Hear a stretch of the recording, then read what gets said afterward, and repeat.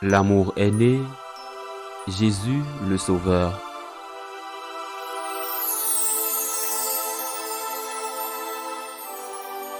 Le lendemain, voyant Jésus venir vers lui, Jean le Baptiste déclara: Voici l'agneau de Dieu qui enlève le péché du monde. C'est de lui que j'ai dit: L'homme qui vient derrière moi est passé devant moi, car avant moi il était, et moi je ne le connaissais pas. Mais si je suis venu baptiser dans l'eau, c'est pour qu'il soit manifesté à Israël. Alors Jean rendit ce témoignage: J'ai vu l'Esprit descendre du ciel comme une colombe, et il demeura sur lui. Et moi, je ne le connaissais pas, mais celui qui m'a envoyé baptiser dans l'eau m'a dit: Celui sur qui tu verras l'Esprit descendre et demeurer, celui-là baptise dans l'Esprit Saint. Moi j'ai vu et je rends témoignage, c'est lui le Fils de Dieu. Acclamons la parole de Dieu. Pour la méditation d'aujourd'hui, je voudrais me concentrer sur deux aspects, deux choses que dit Saint Jean-Baptiste à propos de notre Seigneur. Le premier, il l'appelle l'agneau de Dieu. C'est un nom que nous donnons habituellement à notre Seigneur Jésus-Christ, mais il y a une origine juive et pour nous, il peut avoir une signification. Je pense que c'est correct, mais bien sûr, pour un juif qui avait une signification très claire, l'agneau était l'animal qui était sacrifié à la Pâque. On se souvenait de cet agneau offert par Abraham à la place de son fils Isaac. Lorsque le Seigneur l'avait averti de ne pas tuer son fils, qu'il était prêt à le faire. L'agneau est toujours un sacrifice expiatoire. Il représentait pour Israël le sacrifice qui était offert pour les péchés personnels, pour les péchés du peuple dans son ensemble. Ce n'était pas le seul animal qui était sacrifié, certes. Par exemple, les veaux étaient des animaux sacrifiés, aussi des vaches. Mais l'agneau était l'animal le plus représentatif, peut-être parce qu'il était plus à la portée des poches des juifs ordinaires.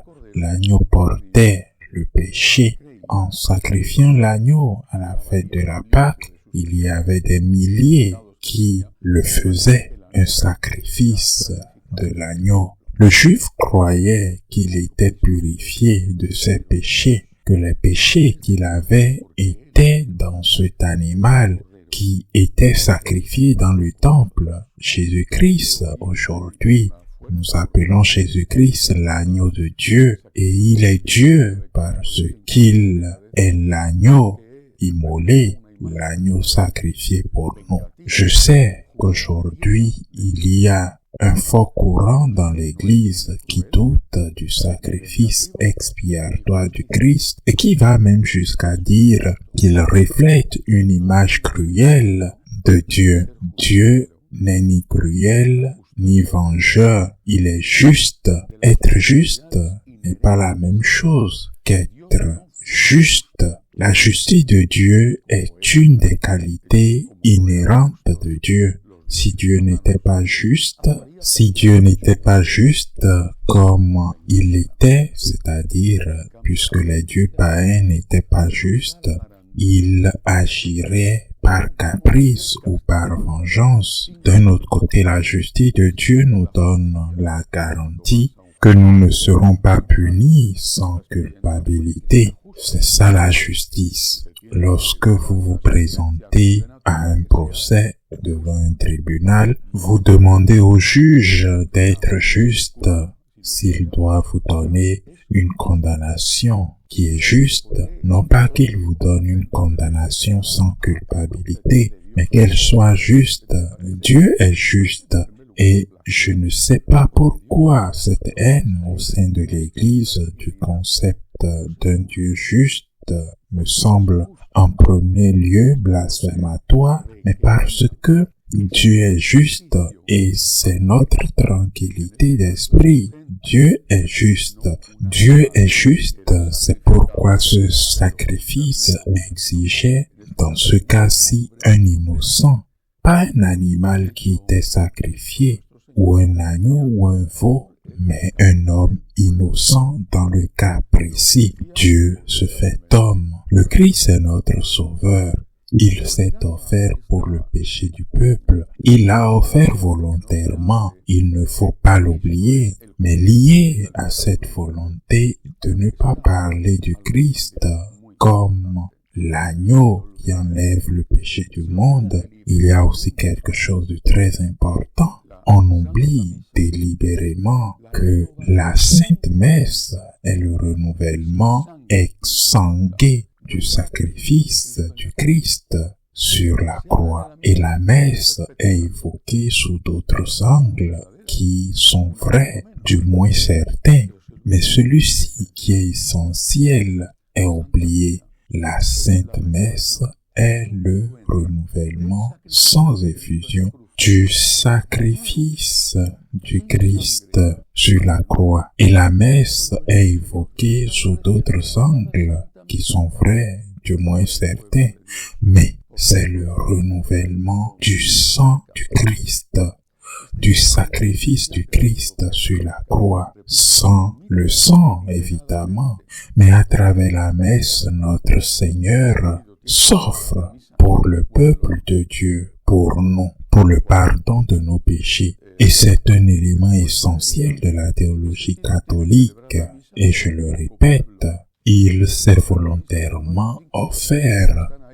On dit par exemple, à quoi ça sert de célébrer la messe sans monde? Quel sens cela a-t-il de célébrer la messe avec une petite foule, de célébrer la messe avec 4 ou 5 personnes, ou 4 ou 5 dames qui s'ennuient, ou même que ce soit le curé qui s'ennuie? Quel sens cela a-t-il? Ou par exemple, non, je suis prêtre, mais je dois avoir mon jour de repos. Et cela veut dire que le lundi, par exemple, je ne célèbre pas la messe, ou bien j'ai beaucoup de travail pendant la semaine sainte, ou que pendant l'octave de Pâques, je sois très occupé, ou je pars en vacances.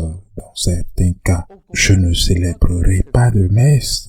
Le prêtre n'est pas un fonctionnaire, ni un fonctionnaire d'église, ni le fonctionnaire de qui que ce soit. C'est une personne consacrée. Il est appelé à célébrer la messe, même s'il est seul, ou même avec 4 personnes. C'est la plus grande chose, non seulement de ce qu'il peut faire, mais de ce que tout être humain peut faire. Dans la célébration de la messe, le sacrifice de l'agneau de Dieu est renouvelé sans effusion de sang.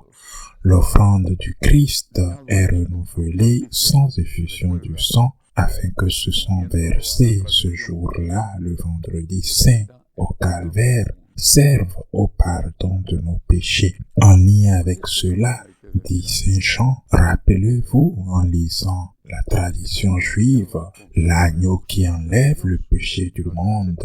Il faut aussi dire quelque chose à ce sujet, et dans ce cas non lié au concept de justice de Dieu, mais du concept de la miséricorde de Dieu. Je le répète encore, et je ne me lasse pas de le répéter, car il est essentiel de nous distinguer des protestants. Il est essentiel de rappeler la phrase de Saint Augustin. Dieu qui t'a fait sans toi ne te sauvera pas sans toi. Et ce n'est pas seulement pour un métier de foi, mais pour une profession de foi liée aux œuvres. C'est-à-dire que la miséricorde de Dieu vous poursuit, vous entoure, elle veut entrer en vous, elle veut entrer dans votre ville, assiéger, La miséricorde de Dieu veut vous atteindre, mais elle ne va pas entrer en vous en prenant d'assaut les murs. Elle ne va pas entrer en vous en violant votre intimité ou votre liberté. Elle veut que vous lui ouvrez la porte de votre cœur en lui disant la parole qu'il désire entendre. À partir du moment où tu commets un péché, il faut dire cette parole: pardonne-moi Seigneur, pardonne-moi. Cela implique dans cette parole beaucoup de choses. L'Église l'enseigne à merveille. Cela implique que cette parole est précédée d'un examen de conscience, d'une reconnaissance de nos péchés, d'un repenti de ces péchés. Et la demande de pardon, de la confession et l'accomplissement de la pénitence vous ouvre les portes de la miséricorde. Mais comment allons-nous demander pardon si tout le monde aujourd'hui se croit génial? Comment allons-nous nous repentir de quelque chose dont on nous a dit que c'était pas un péché? Comment Dieu, avec sa miséricorde infinie, va-t-il entrer dans notre maison, la laver, la nettoyer, nous pardonner si nous ne lui ouvrons pas les portes? L'orgueil, et ce sera toujours le pire des péchés. Et maintenant, la fierté est alimentée par cet aveuglement qui nous amène à dire que nous sommes merveilleux, parfaits, que nous n'avons rien à regretter et que la responsabilité de tout, quoi qu'il arrive, incombe aux autres. C'est l'agneau innocent de Dieu qui s'est donné et se donne à chaque messe pour ôter les péchés du monde, pour ôter le péché du monde. Rendons grâce à Dieu et ne rendons pas son sacrifice inutile. Ainsi soit-il.